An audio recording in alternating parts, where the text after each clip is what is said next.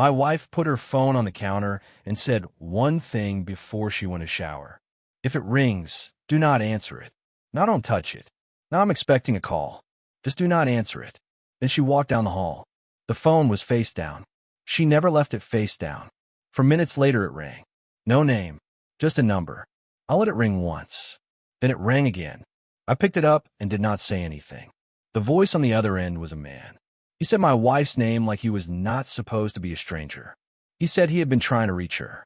He needed to know if she had made a decision. I could still hear the shower running down the hall. She had no idea I was holding the phone. Then I hung up and put it back exactly where she left it. I had maybe 2 minutes before she walked out of that bathroom, and I still did not know what I was going to say. I had 6 years of marriage with Elena and 3 years before that. 9 years total with someone I never thought I had a question. She was the kind of person who handled things before they became problems. Bills got paid on time. Plans were made without discussion. Family events were remembered without reminders. If something needed doing, she was already doing it. I used to think that was one of the best things about her. Life with her felt organized. Predictable in a good way. Easy to trust. That morning looked like every other Saturday morning in our kitchen. Sunlight through the window over the sink. Coffee already made. A small stack of mail by the fruit bowl. We were supposed to go to a friend's gathering that afternoon. Nothing special. Just one of those plans you expect to follow through on without thinking much about it. I remember that now, but it feels distant. Because when I think about that morning, I do not really think about the sunlight or the coffee. I think about her phone and the fact that it was face down. That stood out immediately. Not because I thought anything was wrong in that moment, but because she never left it like that. Elena was careful with things, but she was not secretive. At least that is what I had always believed. After I answered that call, other details from the past few months started lining up in my head in a way they had not before. Her phone face down more often. Calls taken in other rooms. The bathroom door not fully closed while she talked. A new passcode mentioned casually like it meant nothing. A name I did not recognize appearing more than once. None of it had felt important on its own, and I was not the kind of person who turned small things into questions. So I let them sit there. I told myself that was trust. Then the shower cut off. I had already put the phone back exactly where she left it. Face down. I still had my coffee in my hand. In the 2 minutes I made one decision. I was not going to pretend I had not answered it. But I was not going to start a fight either. I was going to tell her what happened, and then I was going to watch her face. I had been looking at that face for 9 years. I told myself I would know the moment she looked at me, whether this was something she could explain or something that had already changed everything. Then the bathroom door opened. I heard her coming down the hall. I set my coffee down and waited. Elena came into the kitchen in a towel, her hair still wet, moving at her normal pace like nothing had happened. She picked up the phone from the counter and checked the screen. I watched her register the missed call. Her expression shifted, but only slightly. Not panic, not confusion, just a small tightening, quick and controlled, like she had already decided what it meant and what she was going to do about it. Then she set the phone face down again and asked if I wanted more coffee. I told her I had answered it. I said it the same way I would say anything else about the morning, like it was not meant to land any harder than the truth already did. Her hand was still on the coffee pot. She set it down without pouring and stayed where she was for a second, her back still to me. She did not turn around right away. She gave herself that moment first. Then she turned and asked what I had heard. I told her. A man's voice, not a stranger's. Familiar in a way that did not belong in our kitchen. He said he had been trying to reach her and that he needed to know if she had made a decision. I said that last part carefully, and I watched her face when I did. That was where it showed. Not everything, but enough.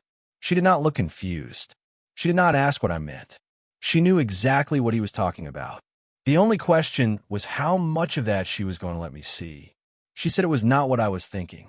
I told her to tell me what I was thinking. She did not answer that. I asked who he was. She said he was someone she knew. I said I had already figured that out from the way he said her name. That was the first real silence between us. She pulled her robe tighter and held my gaze for a moment longer than usual, like she was measuring something. Then she asked if she could get dressed first. I said, yeah, I will be right here. She walked out of the kitchen and went down the hall. A few seconds later, I heard the bedroom door close. I stayed where I was, standing there with my coffee in my hand. She was getting dressed, but that was not the only thing she was doing. She was buying herself time, and we both understood that without saying it. Time to decide what she was going to bring back into the kitchen. I sat down at the table and waited, watching the hallway, knowing that whatever she came back with was going to decide what happened next. Elena came back to the kitchen dressed, her hair still damp, and sat down across from me. She had not brought her phone with her. She left in the bedroom, and I noticed that immediately. Not because it surprised me, but because it told me she was not going to use it as a distraction or an exit. Whatever this was, she was staying in it.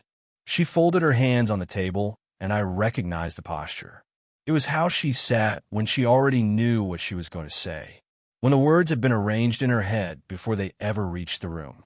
And then she told me. The man on the phone was someone she had known for 14 months. They met through work, and over time it turned into something else. She explained it carefully, like she had gone over it more than once, making sure the important parts stayed intact while everything else stayed out of reach. She said it became physical. That had been going on for most of the past year, and that the decision he was asking about was not whether to end it. It was whether she was going to tell me. That part stayed with me longer than anything else she said. He was not waiting to find out if she was leaving him. He was waiting to find out if I was ever going to be included in something that had already been happening for a year. And she had not decided yet. The phone rang, and I answered it, and whatever time she thought she had disappeared in those 4 minutes while the shower was running. I asked if he had been waiting to see whether she was going to tell me. She said yes.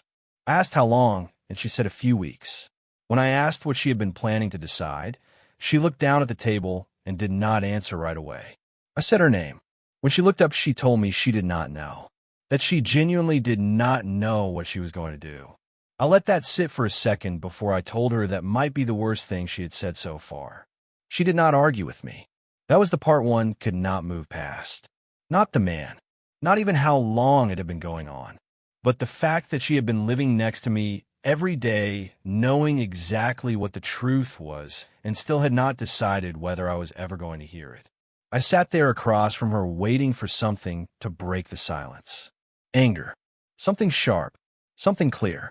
But nothing came. Just the quiet. And this was not the kind of quiet we were used to. It was the kind that settles in after something has already been broken, when you're still sitting in the same room, trying to understand what is left. I didn't leave. I thought about it more than once. There was a jacket hanging by the door, and I looked at it the way you look at something simple, when nothing inside you feels simple anymore, like maybe putting it on and walking out would automatically turn the next hour into something easier to survive. But leaving requires knowing where you're going and what you're going to do when you get there, and I didn't know either of those things. So instead, I went to the back of the house, to the room we use for storage and the occasional overflow work when one of us needed quiet, and I sat in there by myself for what must have been close to 90 minutes. Elena didn't come after me. I hadn't told her not to, but she didn't come anyway, and later that would stay with me almost as much as the rest of it. At some point, I called my brother. I didn't call to explain everything, not because I didn't trust him, but because I still couldn't make myself hear the full shape of it out loud. I just needed to hear a voice that wasn't Elena's and wasn't my own.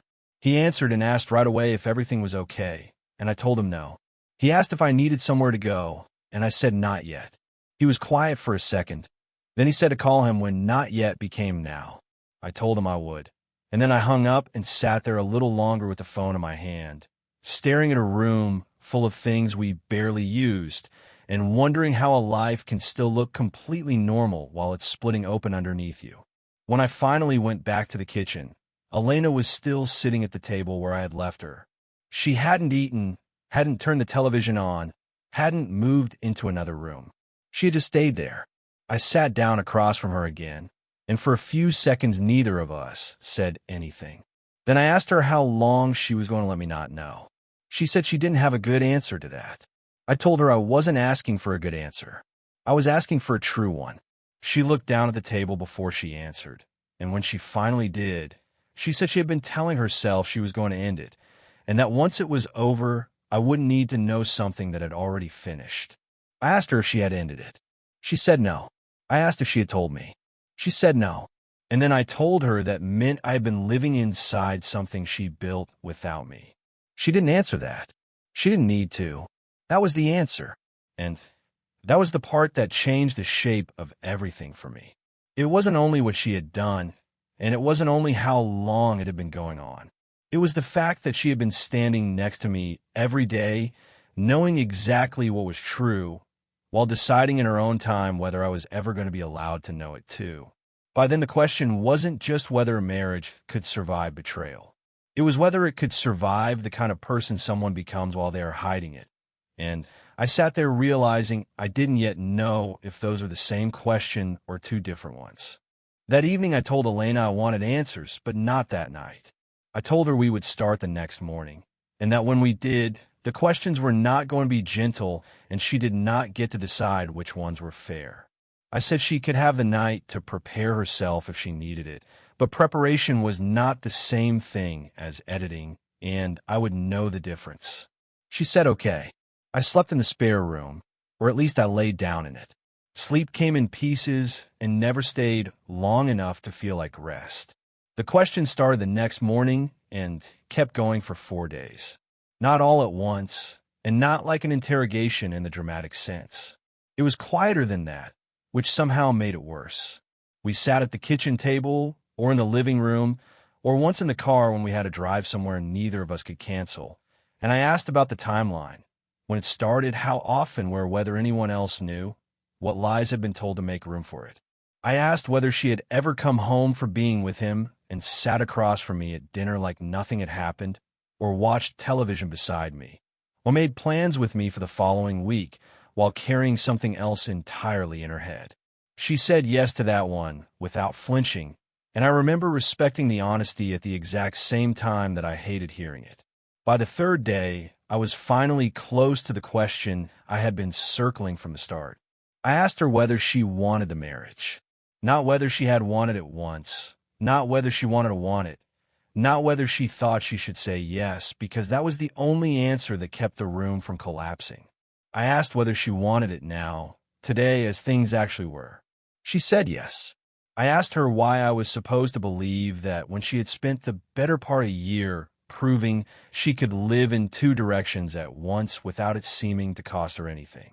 She looked at me for a long moment and said it had cost her everything. She had just paid the price somewhere I couldn't see. Later that same day, I asked her if she had loved him. She said she didn't think so. She said she thought she had loved what it didn't require. When I asked what that meant, she said it didn't require her to be known, that she could exist inside it without history. I remember gesturing around the kitchen, the house, the 9 years of things we had built and carried, and asking whether this had required too much. She said that wasn't what she meant. I told her it was what I heard. She said then she needed to say it better, because this was the only thing she wanted, and she had just handled it very badly for a very long time. And the hardest part was that I believed she meant it. I just didn't know yet whether meaning it now was enough to stand against everything she had already meant while she was hiding it. About a week after the phone call, I told Elena I wasn't leaving. Not yet, and not because I had made some clean decision about us, but because I didn't trust anything I wanted while I was still that close to the first shock of it. I told her staying was not forgiveness, and it wasn't a reset. It was me deciding to remain in the room long enough to find out whether there was anything real left to stay for. She said she understood, and I told her there was one thing I needed before I could move forward even that much. I told her I wanted her to call him and end it while I was in the house. Not on speaker, because I didn't need to hear his voice again, and I didn't need the call turned into theater. I just needed to know it happened now, not later, not privately, not in some version of the day I was expected to take on faith. She picked up her phone, walked into the hallway, and made the call while I sat in the kitchen and listened to the shape of the silence around it. I couldn't hear words, only the fact that the conversation was happening and that it lasted about 4 minutes. When she came back, she sat down across from me and placed the phone on the table between us, face up this time. I looked at it for a second, but I didn't pick it up. I didn't need proof in my hand. What I was watching for was something else. That same week, I found a therapist and booked an individual session. I wasn't interested in couples therapy yet, not until I could tell the difference between wanting clarity and wanting relief. I went on a Wednesday, sat in a room with a stranger for 50 minutes, and left with nothing solved but a clearer sense of what solving anything would actually cost. I booked a second session before I left. When I told Elaine I was going, she said she thought it was a good idea. I told her it wasn't for her. It was for me because I needed somewhere to think where her face wasn't in the room while I was doing it. She said she understood, and for the first time in days, I thought she probably did.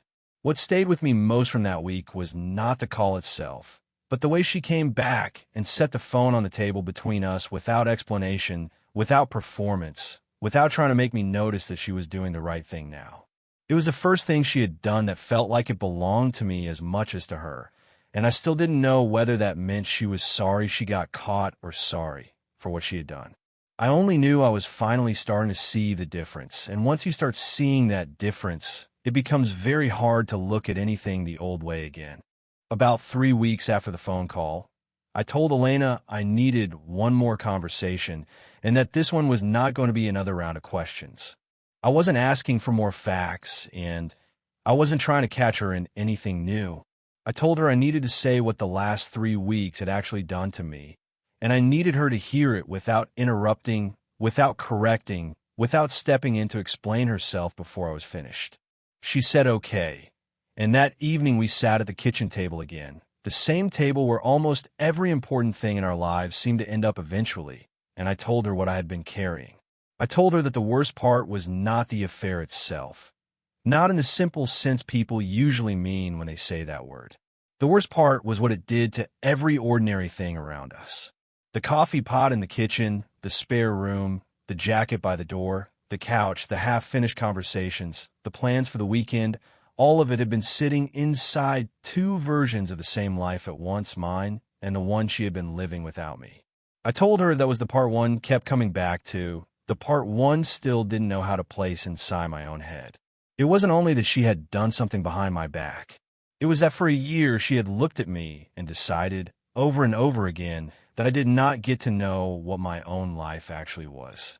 When I said that, she didn't interrupt me. She didn't try to soften it either. I told her she had made herself the person who decided what I knew about my own life, and that was the thing I could not stop returning to. I asked if she understood what that takes from someone, and she said she was starting to. I told her I needed more than that. I needed her to understand it fully, not just enough to apologize for it, but fully.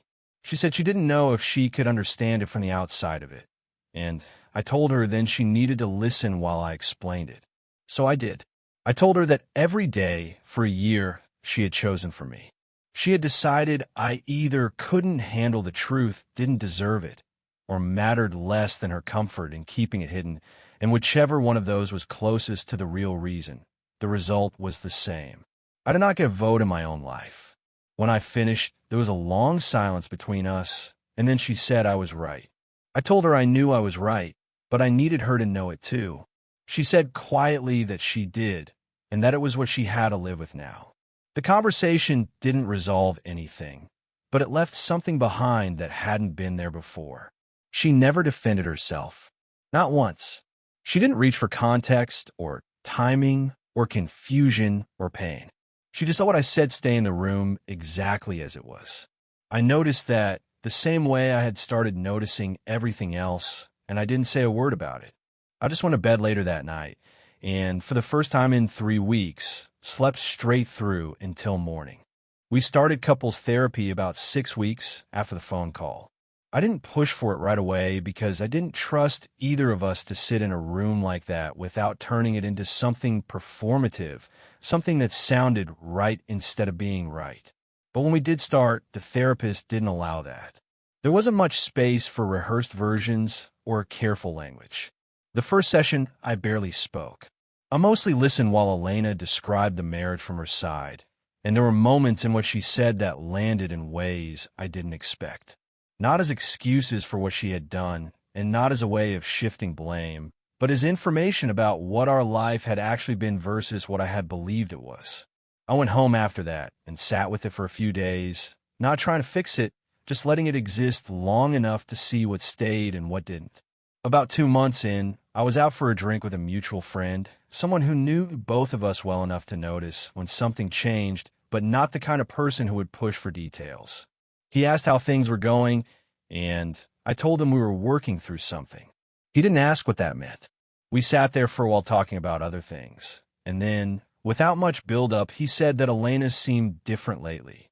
I asked what he meant, and he said she seemed more present, like she had stopped managing something all the time. I remember nodding and saying I had noticed it too, which was true. I didn't tell him what she had stopped managing. That wasn't his to carry. Around the 3-month mark, we were sitting at the table having dinner when her phone rang. She picked it up, glanced at the screen, and then turned it slightly so I could see it without me asking. It was a word contact, a name I recognized. She answered it right there at the table, kept the conversation brief, and when she hung up, she set the phone back down between us, face up, and went back to eating like nothing about the moment needed to be highlighted. It was a small thing. I knew it was a small thing, but I also knew exactly what it meant to me because I had seen the opposite for long enough to recognize the difference without needing it explained. I didn't say anything about it. I didn't need to. What I was trying to understand, slowly and carefully, was whether these moments were change or just another version of control, something adjusted to fit what I needed to see now instead of what she needed to hide before. 3 months in, I could feel myself starting to believe it might actually be change, and that was its own kind of risk because I still didn't know whether believing it was clarity or just the same trust that had let me live in the dark for a year without knowing it. At the 5-month mark, I made the decision. There wasn't any kind of moment built around it. No long conversation, no clear dividing line where one version of things ended and another began. It happened the way most real decisions seem to happen, quietly, in the middle of an ordinary evening. I told Elena I was choosing the marriage. Not the version of it I thought we had before because I understood now that I hadn't seen all of it, but the one we had been building in the months since that morning in the kitchen when a phone rang and I picked it up when I wasn't supposed to. She didn't react the way I expected her to. There was no visible relief, no shift in her posture, no sense that she had been holding her breath waiting for that exact sentence. She just looked at me and said she knew it had cost me something to get there. I told her it had. She said she wasn't going to waste it. I told her I knew, and I meant it, but I also meant something else I didn't say out loud, which was that knowing didn't mean I was done paying attention. It just meant I was choosing to stay while I kept doing it. I still think about the moment in the hallway sometimes, more than I expected to. The way she made the call while I was in the house. The way she came back and set the phone down between us, face up without turning it into something that needed to be noticed. I mentioned it once in therapy as the point where something shifted for me. Not because it proved anything permanent, and not because it erased what came before it, but because it was the first thing she did that was clearly for me and not just for managing the situation she had created. It didn't fix anything on its own, but it gave me something real to measure the rest against, and I decided that mattered. Sometimes I think about those 2 minutes I had between hanging up the phone and hearing the bathroom door open. The space where I had to decide what I was going to do with something I didn't fully understand yet. Out of everything that has happened since, that might be the decision I feel the most certain about. Not the decision to stay, because that one still requires something from me every day, but the decision to know. The decision to say what I heard and not pretend it hadn't happened. In one of the sessions, the therapist asked me what I would say to the version of myself standing in that kitchen with the phone in my hand. I thought about it for a while before answering. I said I would tell him to pick it up, that he was allowed to know what was happening in his own life. The therapist asked if that was something I believed now that I didn't believe before, and I told her I had believed it then too, I just hadn't known I was going to need it. That's the difference. I don't think of myself as someone who was betrayed anymore. I think of myself as someone who found something out and decided what to do with it. That distinction is mine, and I'm keeping it. I still think about those 2 minutes sometimes. The space between hanging up the phone and hearing the bathroom door open. That was the moment I decided to know. I'm over at where silence ends. What is something you found out that you were never supposed to know, and what did you do with it once you did? Let me know in the comments.